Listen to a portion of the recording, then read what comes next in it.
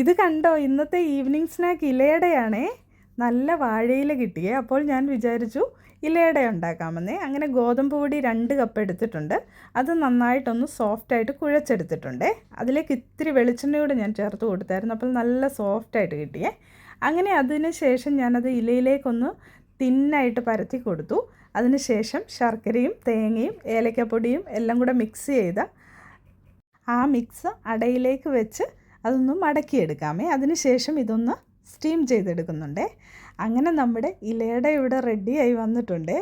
Steamer തുറന്നപ്പോൾ തന്നെ എന്നാ മണമാണെന്നറിയാമോ. ഞാൻ സാധാരണ അരിപ്പൊടി കൊണ്ടാണ് അട ഉണ്ടാക്കുന്നത്, പക്ഷേ ഗോതമ്പ് പൊടി കൊണ്ട് ഉണ്ടാക്കിയോണ്ടേ ഭയങ്കര സൂപ്പർ ടേസ്റ്റാണേ. പണ്ട് അമ്മ ഉണ്ടാക്കി തരുന്ന അതേ രുചിയെ. ഭയങ്കര ടേസ്റ്റായിരുന്നു.